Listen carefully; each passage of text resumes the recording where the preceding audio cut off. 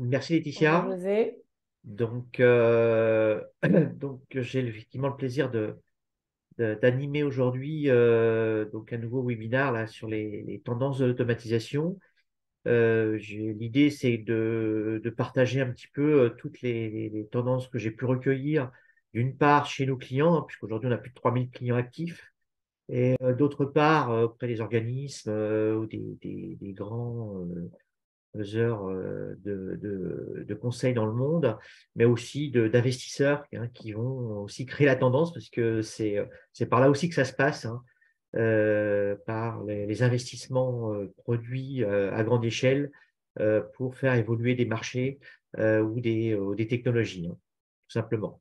Donc aujourd'hui, face à l'accélération des besoins, on sort du Covid, il y a beaucoup de choses qui se sont passées. Eh bien, il y a des nécessités d'un peu de revoir un peu les schémas directeurs, les feuilles de route, et c'est toujours bien d'avoir quelques points de repère. C'est un peu l'idée, hein. Donc là,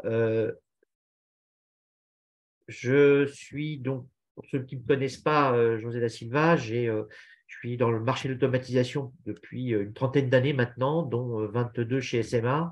Et c'est un sujet qui m'intéresse et qui me passionne même. Et je partage toute ma connaissance, que j'apprends aussi grâce à vous clients qui souhaitent souvent échanger avec moi.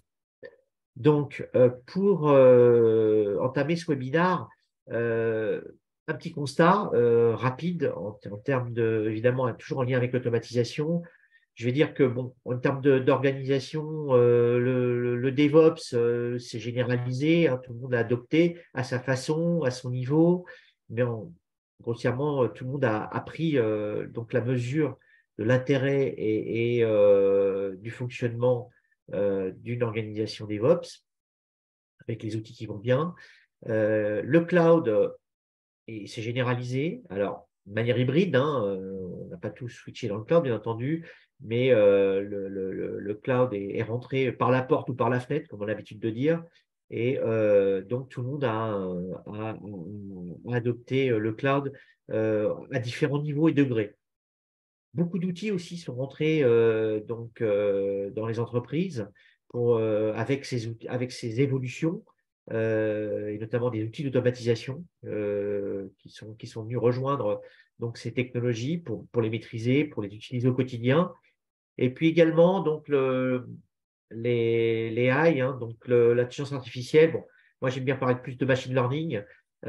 Aujourd'hui, on fait, vous voyez que ChatGPT, qui était à la une tous les jours et qui est probablement une des formes les plus maintenant visibles et concrètes de ce qu'on peut faire, hein, si on se met dans une lignée entre un chatbot et aujourd'hui ce que ChatGPT est capable de faire. En tout cas, il y a beaucoup de tests qui ont été faits, beaucoup de gens ont expérimenté des choses. Rappelez-vous d'IBM Watson, hein, qui a fait un grand bruit sur technologie. Aujourd'hui, on n'en parle plus du tout quasiment. Mais donc, ça a fait partie des passages obligés pour faire évoluer les choses. En tout cas, 15% des projets ont été seulement mis en prod, donc assez peu finalement. Et on parle de chatbot souvent, hein. Donc, voilà un peu un panorama de ce qu'on peut constater, de ce qui a été fait. Donc maintenant, j'ai envie de commencer aussi par se poser des questions. Il y a des questions à se poser. Bah, par exemple, des gens me disent, mais l'outsourcing, euh, est-ce que ça continue? Qu'est-ce que ça devient? Par exemple, à l'ère du DevOps, hein, c'est une vraie question. Est-ce que j'y laisse comme mon legacy? Et typiquement, puis sachant que bon, les opérations et le développement doivent se parler, s'automatisent davantage, c'est des flux continus. Est-ce que ça a encore du sens de mettre son exploit à l'extérieur? Tout simplement. Le cloud, c'est pareil. Bah, le cloud, c'est pareil. Le cloud, c'est j'y vais, mais pourquoi? Est-ce qu'on me l'impose? Est-ce que c'est le métier qui arrive avec une nouvelle plateforme? Ça, d'accord. Mais moi, du côté technique, côté DSI, c'est quoi mon plan de route? Est-ce que j'y vais pour aller chercher de la sécurité? Est-ce que j'y vais pour chercher de la rapidité, faire de l'analytics? Hein, c'est un projet qui m'y emmène et j'y suis un peu contraint. Bon, voilà, Il y a énormément de questions à se poser. Des fois, il faut s'arrêter, se poser des vraies questions. Donc, il y a le supercomputing qui commence à arriver, le début du quantique, hein. On commence à avoir des machines. J'ai eu des machines en test chez les clients IBM. Et bon, est-ce que, il faut se poser les bonnes questions, hein. Ça bouge beaucoup. On va rentrer probablement dans une phase 2, ce que j'appelle la phase 2 du cloud, hein. Et puis, le build and run, quand on parle de build and run, quand on est à la production, à la technique, j'ai parlé du DevOps, on a adopté du DevOps. Est-ce qu'il y a encore des frontières? Est-ce que ça a du sens? Est-ce que tous les silos ont disparu? Visiblement pas. Et puis les ressources, comment je vais faire? Parce qu'on me demande de faire des nouvelles choses, mais je n'ai pas forcément les compétences. Voilà, ça pose beaucoup, il y a beaucoup de questions qui se posent et auxquelles il va falloir trouver des réponses, d'une manière ou d'une autre, hein. Alors, maintenant, si on regarde un petit peu les tendances et accompagner des prédictions qu'on peut en sortir, bon, il y a une chose qui est claire, c'est que le développement s'accélère. Rappelez-vous, quand on décidait de quitter son mainframe, son legacy, bon, on mettait des plans à 5 ans, et puis application par application. Aujourd'hui, c'est plutôt, ça va beaucoup plus vite. Le low-code est arrivé, il y a des plateformes qui permettent d'aller beaucoup plus vite dans la réécriture en conteneur, par exemple, hein, des applications, parce que d'aller sur le cloud en mode lift and shift, ça se fait, mais ça coûte une fortune. Aujourd'hui, il y a des entreprises qui font face à des problèmes budgétaires assez importants, hein, typiquement, hein. Comment je gère mon build? Je vais travailler avec des centres de services de plus en plus, voire à la demande, hein, et je n'essaie pas d'avoir tout en interne.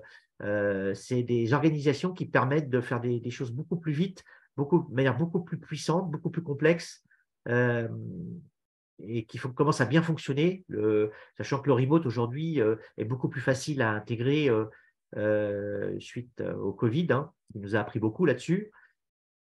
L'autre grand sujet, c'est la gestion de la donnée. Alors là, j'ai envie de dire que c'est vraiment le sujet de la pierre angulaire, parce qu'une entreprise qui aujourd'hui gère mal ses données va être bloquée très rapidement dans ses projets, hein.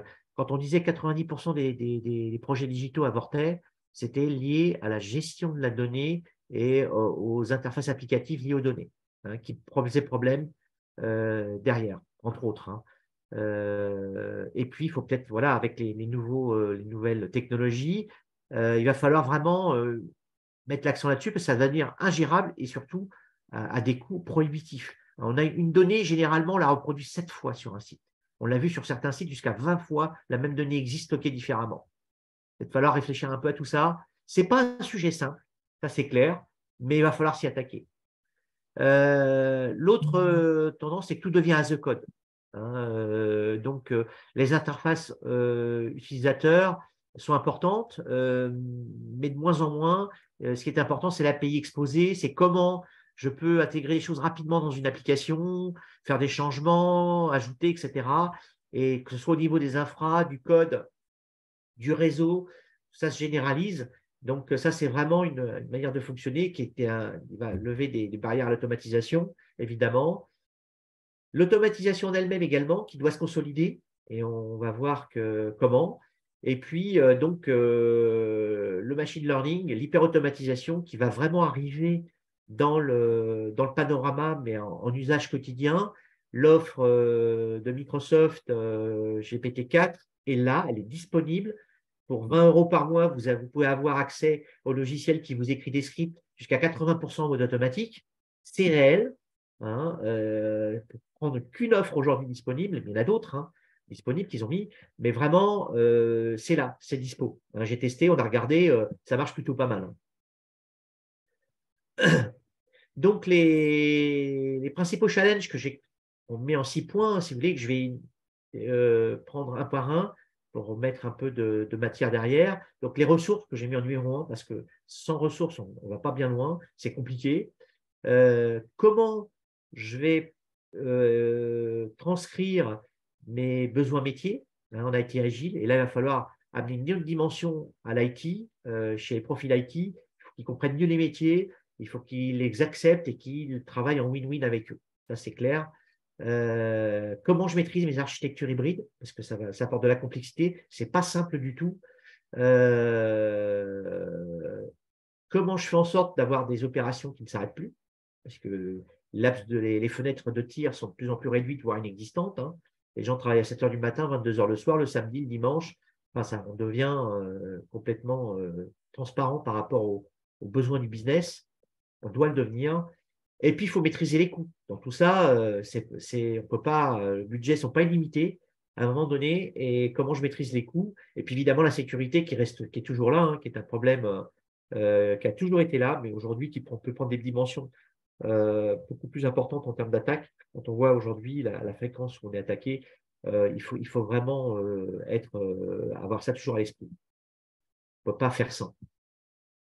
Alors, avant de prendre ces points et de les détailler, dans ce monde et ces challenges que j'ai évoqué avec vous, là que j'ai présenté, en fait, ils ont tous des forces contraires.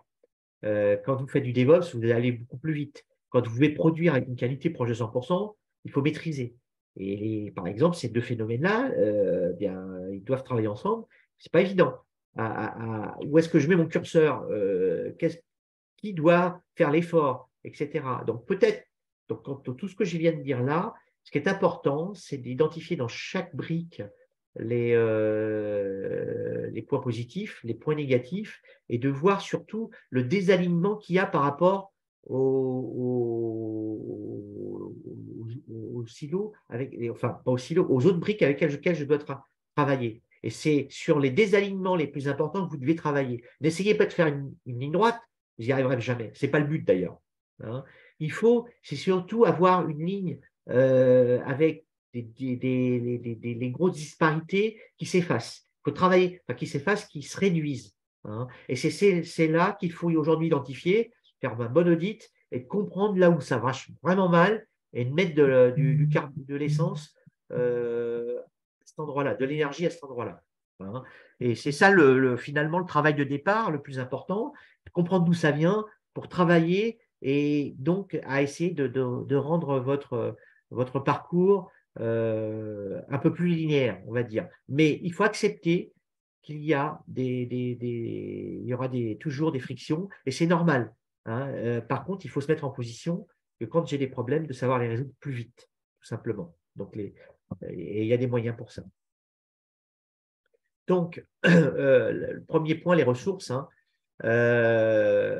J'entends aujourd'hui des directeurs informatiques, des directions informatiques dire qu'ils sont en colère par rapport à l'ERH, ils ne se comprennent pas.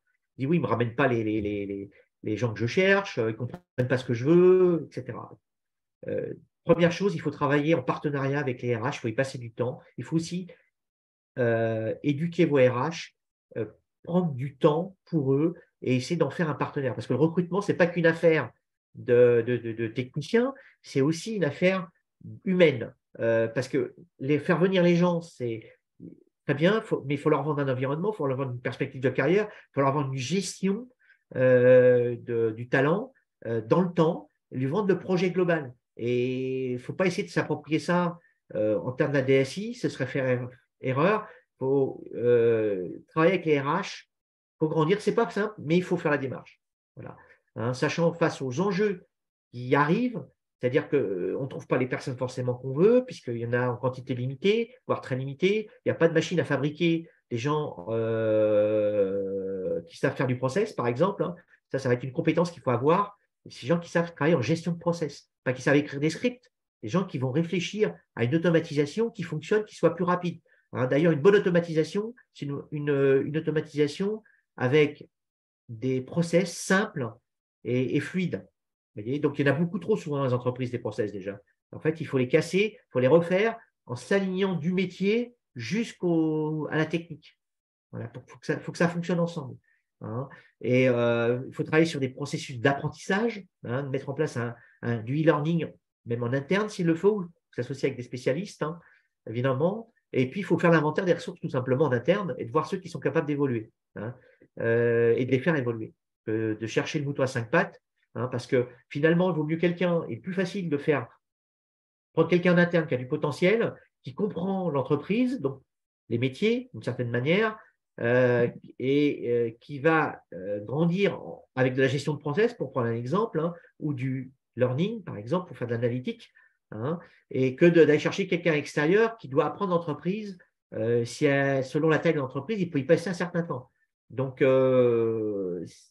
voilà, c'est la bonne adéquation, mais globalement, il faut se mettre en place, en idée qu'il faut aller chercher prendre les profils les plus adéquats en interne et les former. Ça, c'est ce qui va mieux fonctionner, sachant que alors, ayez en esprit que les gens à l'admin, hein, à l'administration aujourd'hui, ces profils-là vont avoir tendance à diminuer puisqu'on plateformise les applications, que la notion d'administration, elle va aller plutôt chez les providers de software, hein, eux, vont administrer pour les entreprises, et on va avoir besoin de ce type de profil, typiquement. Donc, ces gens-là, généralement, ils ont du potentiel, il faut les faire évoluer pour ceux qui le veulent en tout cas. En tout cas, leur métier, c'est un des plus secoués, qui sera les plus remis en cause dans un court terme.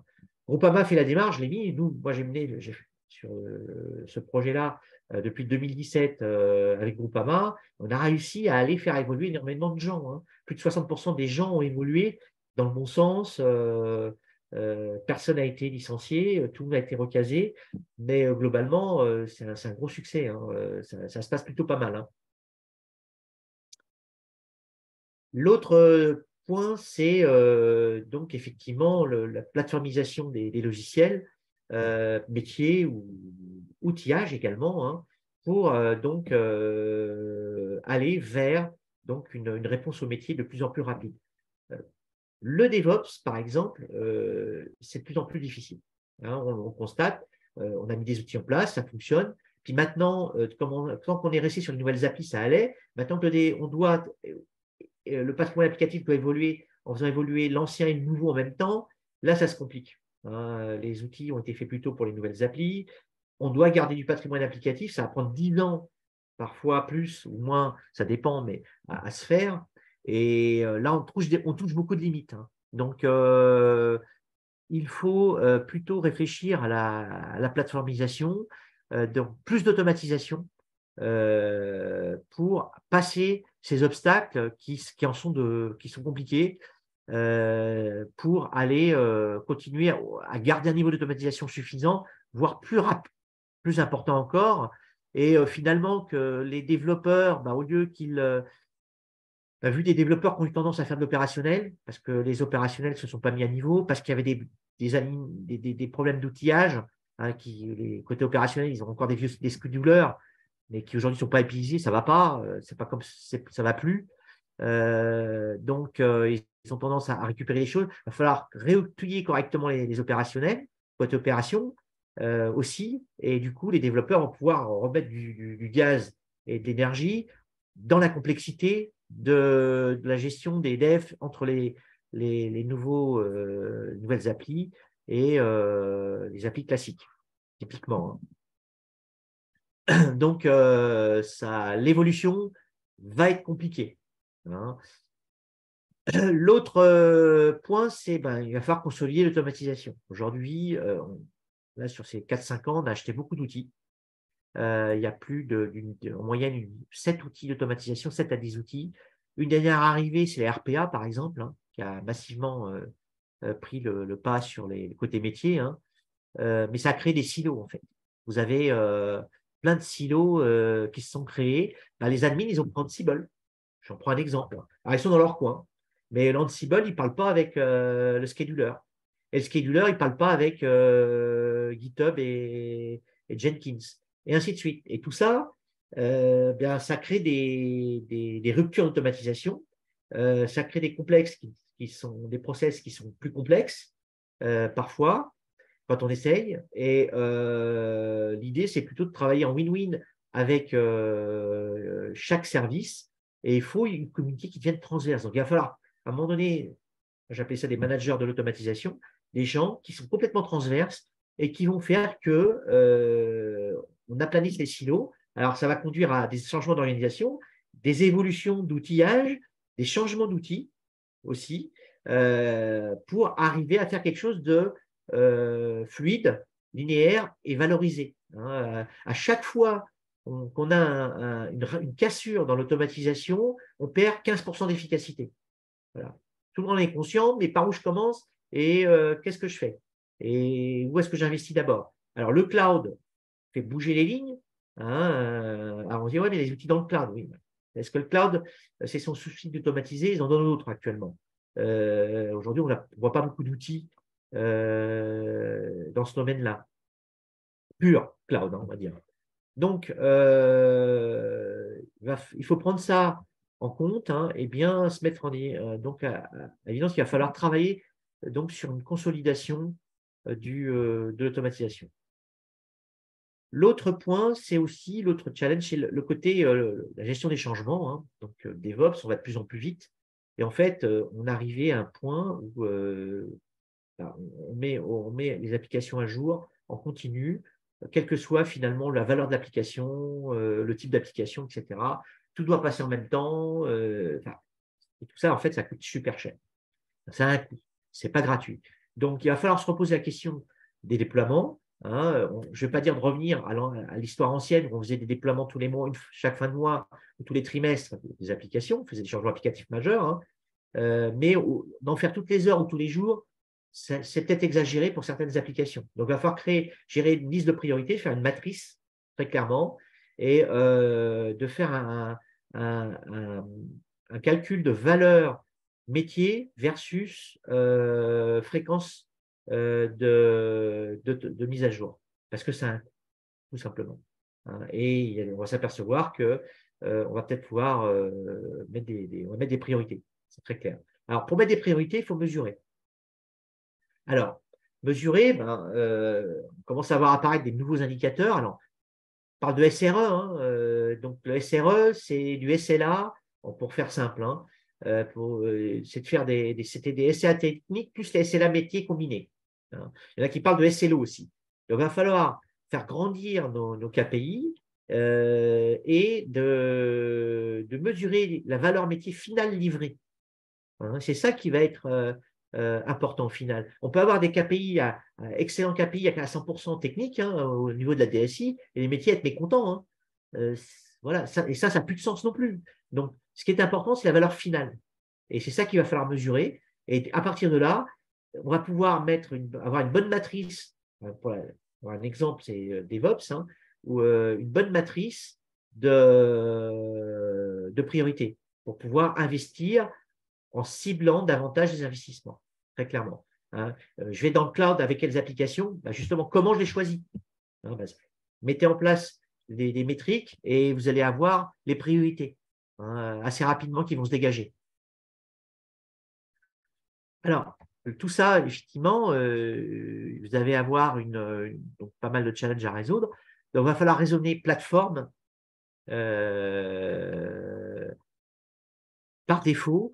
Et qui dit une plateforme, dit une plateforme qui va être déjà dans le cloud, hein, parce que le terme plateforme veut dire techniquement, c'est une application qui est disponible. Elle peut être disponible on-premise, elle peut être disponible dans le cloud, les deux, ça c'est idéal, parce qu'on a un patrimoine à gérer entre les deux, tout n'est pas dans le cloud, tout n'est pas en hybride. On doit aller à la vitesse qu'on peut accepter techniquement et que ces équipes sont prêtes à prendre en charge, mais la roadmap, elle est claire, elle est cloud pour tout le monde, hein, qu'on veuille ou qu'on ne veuille pas. Et quand je dis cloud, c'est cloud public ou cloud privé, hein, bien entendu. Hein.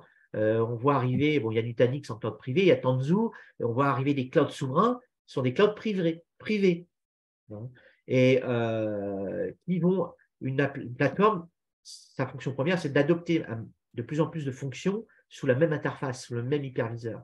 Hein, parce que c'est ça qui va permettre de comprendre vite quand j'ai un problème. Hein, et d'avoir un minimum d'administration avec un minimum d'expertise, comprendre quand j'ai un problème et où ça ne va pas. Hein, les hyperviseurs aujourd'hui sont extrêmement puissants et en leur route to cause, normalement, c'est 2 clics de souris. Hein. J'ai un problème à un endroit, c'est de là que ça vient. Hein. Et plus on plateformisera une automatisation, plus ça sera rapide à comprendre quand j'ai un problème d'où ça vient. D'accord? Donc aujourd'hui, les plateformes, vous voyez, il y en a qui sont nées dans les API, il y en a qui sont nées dans les TISM, il y en a qui sont nées dans le WLA, et elles s'enrichissent, hein, et à vitesse grand V, on commence à avoir arrivé du MFT, du RPA, de l'APIisation, les ITSM, hein, et le machine learning, voire les ETL, et voire les BPM, seront intégrés dans les mois et années qui viennent, assez rapidement, hein. Donc, c'est vraiment une trajectoire, hein, qui se dessine, hein, et quand vous voyez les investissements et les rachats qui s'opèrent, c'est ce qui est en train de se passer, tout simplement. Donc, les gens qui investissent généralement le font sous conseil avisé, hein, puisqu'on parle de sommes assez colossales. Voilà. Donc, pour conclure, il n'y a pas de trajectoire unique, il y a des trajectoires différentes. Chacun doit avoir sa trajectoire. Ce qui est important, c'est que tout le monde comprenne où est la cible, pour rester sur la bonne trajectoire, et avec un rythme qui chacun va avoir le sien, qui va dépendre du budget qu'il est capable d'allouer, des priorités aussi qu'a l'entreprise, si elle est plutôt dans une phase d'acquisition, une phase de renforcement, de croissance organique, croissance externe, etc., etc. Mais il y a en tout cas des actions qui sont claires, hein, comme je l'ai dit, c'est l'automatisation, le cloud, la gouvernance de la data et la sécurité, qui sont les quatre pierres angulaires des évolutions, qui doivent toujours être présents dès le départ dans tout projet. Voilà, j'en arrive à la fin de ce webinaire, et on va peut-être pouvoir passer aux questions, Laetitia. Oui, donc n'hésitez pas à poser vos questions dans l'onglet questions-réponses ou chat. Je vous laisse le temps de poser vos questions. Alors, on a une première question qui vient d'arriver. Est-ce qu'il vaut mieux partir sur une plateforme donc, qui est sur le cloud ou on-premise? Alors, écoutez, c'est assez simple, ça dépend de où vous en êtes aujourd'hui. Si vous êtes au tout début du cloud et que vos équipes maîtrisent mal le cloud, les containers, etc., vaut mieux démarrer en premise, comme je disais tout à l'heure, et vous passerez sur le cloud au bon moment, où vous évoluerez. Mais partez avec la solution. Ce qui est important, c'est de valider que la solution, elle est déjà disponible dans le cloud. C'est pas une promesse, hein. Aujourd'hui, voilà, les promesses vont être dures à tenir. Donc, voilà, ceux qui sont déjà, c'est la garantie que la promesse sera là. C'est ça qui est important de valider.